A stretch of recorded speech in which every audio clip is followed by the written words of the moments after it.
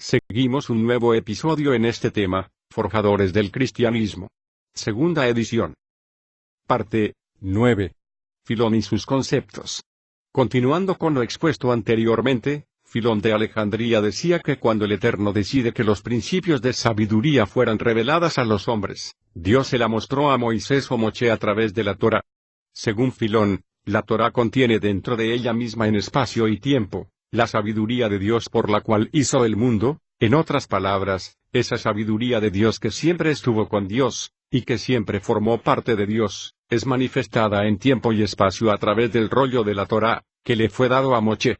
Filón vio en estos pasajes de las Escrituras, Proverbios, una excelente oportunidad para hacer la transición y poder enseñar a los griegos la Torá. Entonces, tomando el lenguaje de la filosofía, intentó usarla como un medio para demostrarle a los griegos que la Torá no solamente era coigual a la filosofía, sino que era superior a la filosofía, porque era anterior a la filosofía, basado en el hecho de que Moisés era primero que Platón.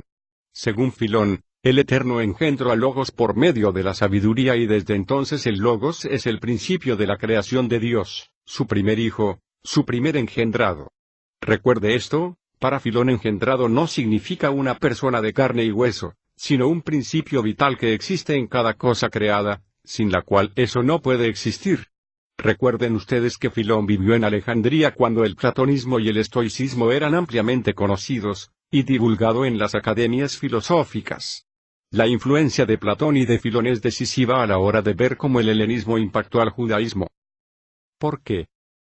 Porque en el judaísmo se vio un fenómeno místico que comienza a hablar de emanaciones de Dios, que comienza a hablar y a hacer estudios de supuestos atributos de Logos en forma de Dios, como los presentes en los llamados Sefirot, tipos de Logos o intermediario en el lenguaje del judaísmo místico.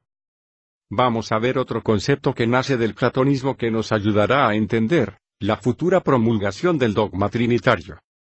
Neoplatonismo es una variación del platonismo como su nombre lo indica, es una combinación de religiones de misterio con platonismo. La figura más importante del neoplatonismo es Plotinius, o Plotino, Licópolis, actual Egipto, 205 Campania, actual Italia, 270. Filósofo latino. Se le considera habitualmente como el fundador del neoplatonismo. Este filósofo griego, en Roma que fue también militar, viajó en las expediciones de las campañas militares del imperio. Plotinius o Plotino, como se castellanizó, es considerado el padre del neoplatonismo, y cuando él regresa de su última campaña militar en la India, donde absorbe todos estos conceptos de las religiones de misterio, que andaban por esos lugares, se traslada a Roma en el año 244 después del Mesías y funda su academia.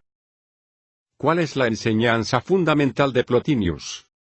La divinidad es la idea pura que llamó lo uno. De esa idea, lo uno, pura, provienen emanaciones que no terminan hasta que todas las emanaciones sean emanadas de la idea o espíritu puro. Por lo tanto, todo lo que existe en el mundo material está sostenido por una energía vital, que es su alma, su psique, alma, o psique.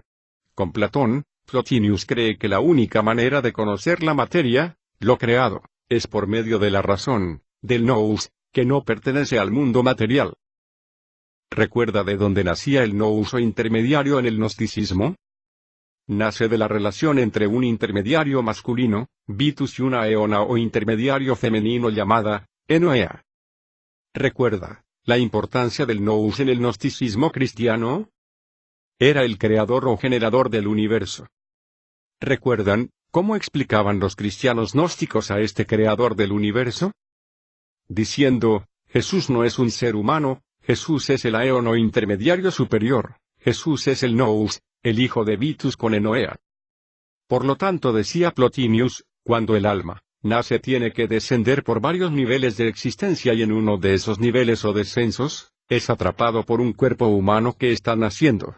Según el neoplatonismo, el alma es pura, no necesita redención, no necesita salvación, solamente lo que el alma necesita es adquisición de sabiduría, adquisición de conocimientos, para que aprenda cómo ascender a su hogar verdadero, la idea pura, es decir, Dios.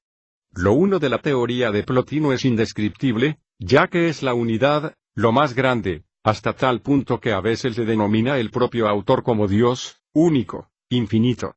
Tomado de es.wikipedia.org. Plotinius creyó en la existencia de una trinidad, en una tríada fundamental a su sistema, que él concibió a través del triángulo de Pitágoras. Según Plotinius, el triángulo de Pitágoras es fundamental para entender el universo, por lo tanto, según el neoplatonismo, toda verdad filosófica debe tener tres partes para que sea auténtica, y Plotinius habló de tres grandes principios.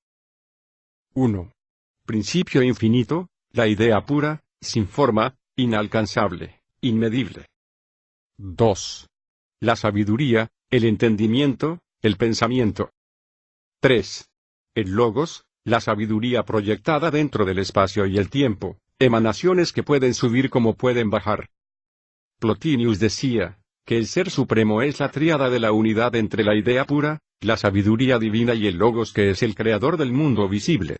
Decía Plotinius, no importa cuán diminuta sea una partícula, en ella hay un alma interior que es su fuerza vital. Todas las almas son parte de una alma superior, de donde emanó y a donde algún día tendrá que regresar. ¿Recuerda cuál fue la estrategia de los padres de la Iglesia? Demostrar que el cristianismo era tan sofisticado y tan intelectual como la filosofía o superior a ella. ¿Recuerda una de las acusaciones más serias por parte del Imperio Romano? Que eran ignorantes, fuera de orden. ¿Por qué los llamo a recordar todo esto? Por lo siguiente, en el segundo siglo las comunidades cristianas dentro del Imperio Romano dependían en cierta medida de la opinión pública. En otras palabras, en el segundo siglo las políticas del imperio dirigidas hacia el cristianismo, fue expresada en una carta del emperador Trajano, a Plinio, en la cual se decía, que los cristianos solamente pueden ser castigados si hay una acusación formal de los romanos en la ciudad donde ellos vivan. Si no hay una acusación formal de una comunidad romana contra un cristiano, no se puede condenar porque sea cristiano. ¿Qué pasó entonces con los cristianos de esa época? Los cristianos de esa época tenían que ganarse la simpatía de la comunidad romana, para no ser acusados delante de un tribunal, pero al mismo tiempo había que convencer a los intelectuales, que rodeaban al emperador de que el cristianismo era tan válido como la filosofía, o hasta mejor. Pueden ustedes ver la situación de los líderes cristianos de esa época, es decir, los padres de la Iglesia, deben estar bien con la comunidad romana por un lado para evitar que lo acusen ante un tribunal, y al mismo tiempo demostrarle a los líderes del Imperio Romano, que el cristianismo es una filosofía depurada, o una religión depurada. No era nada cómoda, por el contrario sumamente compleja y difícil. Como en esa época las tensiones entre el Imperio Romano e Israel, eran pésimas debido a que acababa de terminar o estaba fresca en la memoria la guerra entre ambos, entonces se da un fenómeno, eliminar del cristianismo todo lo que tenga olor a judío, y por otro lado filosofar tanto como se pudiera, y al mismo tiempo ponerse a la altura de la comunidad romana, para lograr evitar que se les acusara delante de un tribunal romano, y que fuesen condenados al martirio. ¿Cómo explicarles a la comunidad romana, a los letrados, a los paganos, las verdades profundas de la filosofía cristiana, sin que los apedrearan, y los acusaran delante de un tribunal? Ese fue uno de los grandes desafíos, o el desafío más fuerte tal vez que enfrentaron los padres de la Iglesia o los líderes cristianos de esa época. Estamos entendiendo la situación que está ocurriendo, entendemos el mundo de los padres de la Iglesia, el aprieto donde se encontraban. La vida de ellos estaba en peligro, bastaba que un grupo de romanos acusara a un cristiano para que fuera echado a las fieras, y eso pasó muchas veces. Esto llevó a que los padres de la Iglesia se preguntaran: ¿cómo ganarnos la simpatía de los ciudadanos romanos para que no nos acusen delante de un tribunal? Esto incitó a los padres de la Iglesia a abrir las puertas a la consideración de explicar a los paganos de la ciudad ciertos conceptos cristianos, desde la perspectiva de las religiones paganas, que era lo que ellos creían. Entonces se decide usar la filosofía griega en un lugar, los letrados e intelectuales, se usa el vocabulario de las religiones de misterio, en otro lugar, y al mismo tiempo se elimina todo tipo de nexo con el judaísmo, por los problemas políticos que eso podría acarrear. Por lo tanto, en la misma medida en que el mensaje cristiano tiene que ser explicado cada vez más alejado de su entorno hebreo, de las raíces originales, las herramientas de interpretación que van siendo usadas son cada vez menos hebraicas, menos judías, y el producto de ese trabajo fue el surgimiento de un cristianismo helenizado, para intentar alcanzar a los paganos, como lo había sido el judaísmo helenista con Filón de Alejandría, para alcanzar a los griegos.